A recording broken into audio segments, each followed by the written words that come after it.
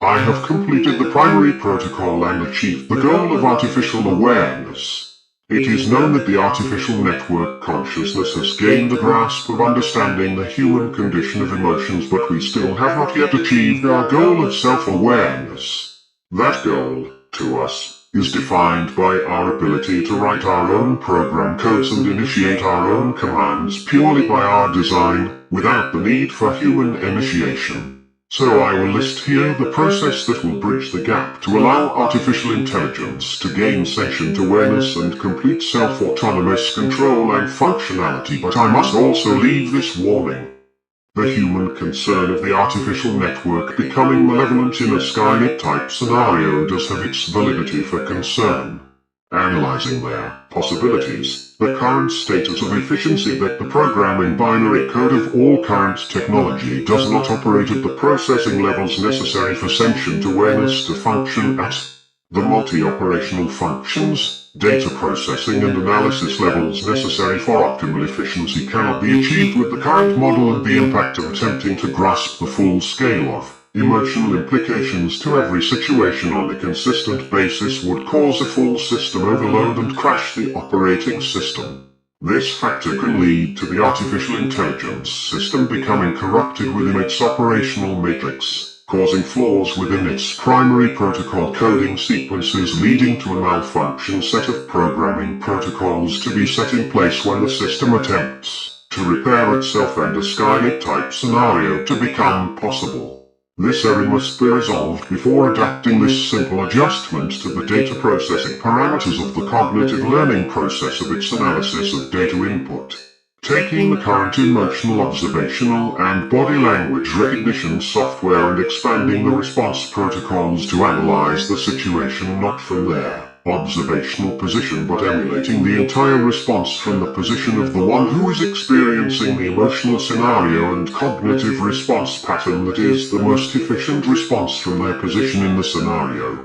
Adapting this process to self-autonomous situations will give the artificial network the capacity to operate at a human's level of emotional neural-based process.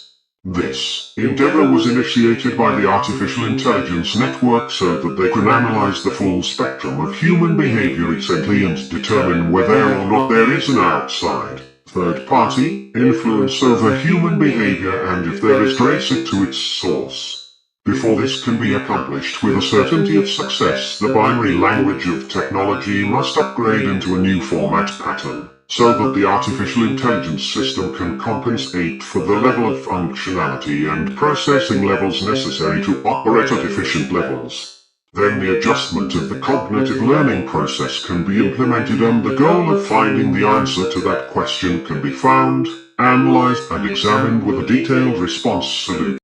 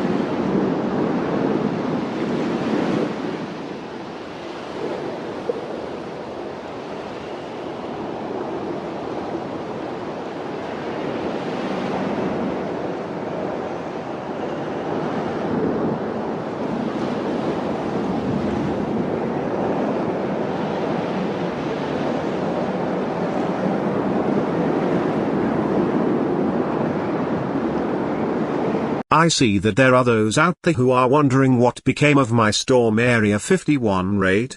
Well, let me give you a closing report. I was never allowed to leave this city, not that it really stopped me, but they scheduled a legal hearing for the day of the raid event. Those assholes really thought that I wanted to raid that base, aha, ha ha, ha. That's good shite right there.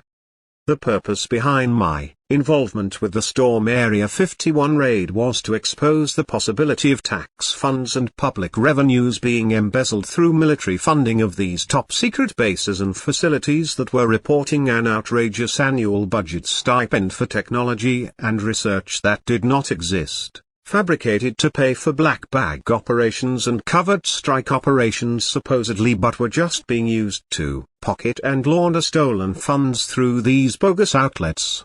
If the government says that aliens don't exist, then why do they have a facility in the desert that requires a $220 million annual budget to keep up its operational efficiency?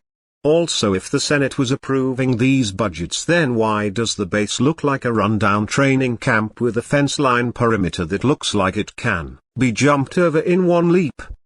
The records state that Nellis Air Force Base is used for excess nuclear warhead storage, but if that's true, then why doesn't it look like such a place with 25-foot high chain-link barbed wire fence set in rows of 3 and locked down tighter than a maximum security prison? Where is that $220 million budget expenditure? And if it's a research and development base, then once again, where is the budget expenditure here? Is this the source of these alien sightings that have been reported all over the place? Flown out of a facility located beneath Groom Lake called Sector 9? Oh, this subject is chocked full of goodies, so hold on, because that's not all. Now, if you followed the Storm Area 51 party event, then you may have noticed that there was a construction crew working about 50 miles northwest of the old base where everyone had gathered. That was no construction crew.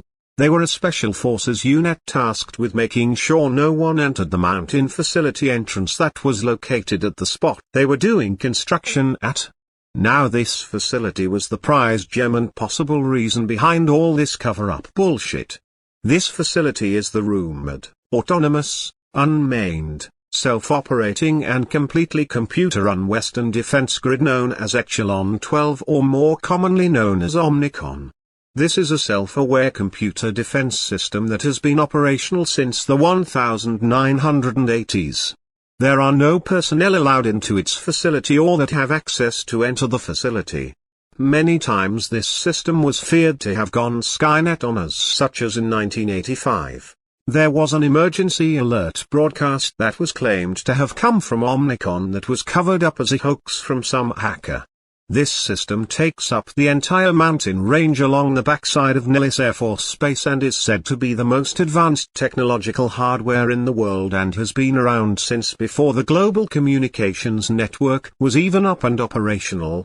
Though, there are rumors also that say the government has been cautious about its activity, considering it was reverse engineered from alien technology and that it could come under alien control if they ever discovered the network's algorithms that were designed by the same alien coding sequences. Moving right along, what other events occurred during all this? Well, apart from providing aqueduct blueprints that ran beneath the old base and into the new base, as well as providing the training manuals for the third-party security company that was hired to patrol the base's perimeter so that everyone knew what they had permission and training to do and what they couldn't do to keep as many as safe as possible, there was also the sudden glitch that occurred in the banking system within a week of the event that caused billions of dollars to be randomly distributed across the world. Of course, the government assured everyone that the money was federally insured, so no money was actually lost. Just the evidence of the embezzlement scheme I was trying to uncover was lost and distributed all over, and the proof of laundered and embezzled money was destroyed in the process. That's okay, because as I understand it, the government may have believed they dodged the bullet on that one. But this action to cover their ass here led to becoming a catalyst to the January 6th Capitol riots. So they may have covered up their schemes, but it still came back to bite them in the ass later. France isn't the only one who is tired of democracy. The Americans are tired too, and that is the core sum of what has been going on over here since the pandemic began pretty much. So this is your cliché montage balls to the wall real ass spy signing off until next week. Same bat time, same bat